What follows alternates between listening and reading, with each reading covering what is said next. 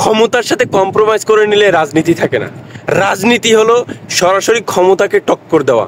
আমাদের দেশে কিছু মুনাফেক আছে, কিছু দালাল আছে, এরা 5ই আগস্টের পরে তাদের পথ পরিবর্তন করে, নাম দাম সবকিছু পরিবর্তন করে নতুন করে কিছু রাজনৈতিক দলে ঢুকতেছে।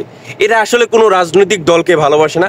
এদের কাজ হলো একটাই, যে দল ক্ষমতা আসবে, যখনই ক্ষমতা আসবে তাদের পাছাটা এবং তাদের হয়ে দালালি করা, আর এখান থেকে কিছু বেনিফিট তারা গ্রহণ করে, তারা ভক্ষণ করে, এবং এইটা দিয়েই তারা চলে।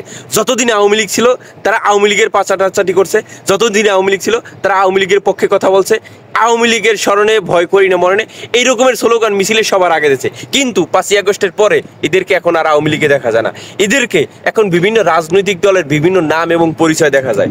আপনাদেরকে একটা কথাই বলবো, দুর্দিনে যারা আপনাদের পাশে ছিল তাদেরকে পাশে রাখেন।